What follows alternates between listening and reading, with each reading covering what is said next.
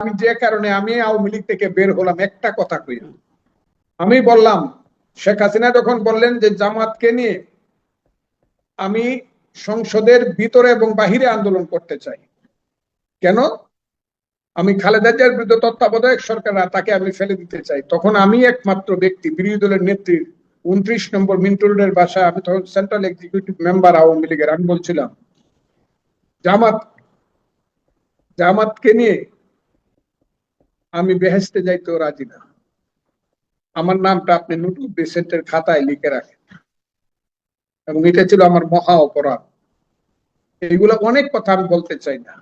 কাজেই জামাতকে কারা বড় করছে, কারা লালন পালন করছে, এটার ব্যাপারে কথা আছে। হ্যাঁ, নিশ্চিতভাবে 2001 সনে জনাব ফজলুর রহমান, জামাতকে নিয়ে আপনি যেটি বলছিলেন আপনার আপত্তির কারণে আপনি আওয়ামী লীগ থেকে বেরিয়ে আসলেন, এটি হচ্ছে আপনার আওয়ামী লীগ থেকে বের হবার কারণ। তো তারপরে বিএনপিতে গেলেন, বিএনপি তো সে জামাতের সাথে একদম জোট বাঁধলো, তখন আপনি সেটা মানলেন কেন বা মেনে আছেন কেন?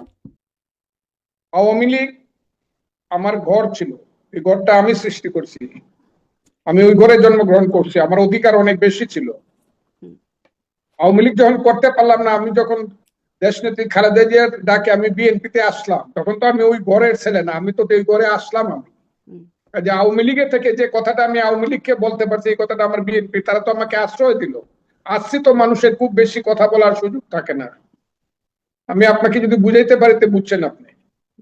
আওয়ামী লীগ ছিল আমার ঘর, ওই ঘরে আমি জন্মগ্রহণ করছিলাম, আমি বলি না ভাত খাবো না, আমি থাকবো না তোমার সঙ্গে, এটা বলার আমার রাইট ছিল। আর যারা আমাকে আশ্রয় দিছে তাদেরকে আমি বলতে পারি না তোমার সাথে আমি থাকবো না, কারণ আমি কি এখন কি ডিফারেন্সটা বুঝছেন আপনি? জি, মানে যদি এটাও তো পরে আপনাকে আপনারই সাক্ষাৎকারে জেনেছি, শুনেছি যে ঘরের ছেলেকে ঘরে ফেরানোর একটা তৎপরতা ছিল, আপনি তো ঘরে ফিরতেও রাজি হন নাই কেন?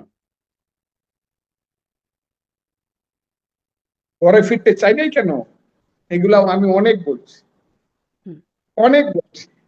আমার এই প্রসঙ্গটা যদি দয়া করে বাদ দেন আমি খুশি হব। ঘরে ফিরতে চাই নাই বা রাজনীতি কি হবে এটা শেষ কথা, আমি আপনাকে বলি আমার ঘরে ঘর কি, আমি যখন আইসা করলাম আমাকে ডাকলেন আপনি, তখন তো আমি অন্য স্রোতে চলে গেছি, তখন তো আমি কৃষক শ্রমিক জনতা লীগে যাব বলে আমি প্ল্যান করে ফেলছি।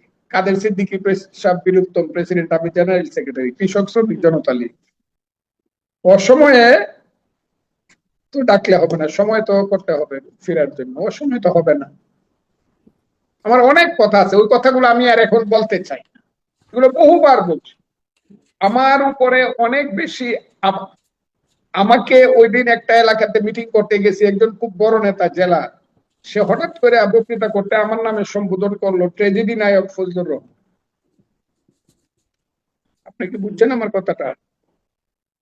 এই যে কথা বলেছে, অনেকেই কথা বলে, যাদেরকে 30 বছর পড়াইতে পারবো রাজনীতি, তাদের পিছনে চলতে হয়, আমাকে কি করবো?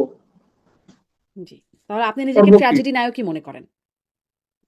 আওয়ামী লীগের জুনিয়ররা আমার নেতা হয়ে গেছিল, এত চয়েস করে নেতা মানে তো নেতা তোর মাটি থেকে উঠে আসতে হবে, সেটা তো কেউ আসে নাই বলে এখন কেউ ডাক দিয়ে বলতে পারে না এই আমি কিন্তু এখন আওয়ামী লীগ করি, আমাকে জেলখানায় নিয়ে দেন, এটা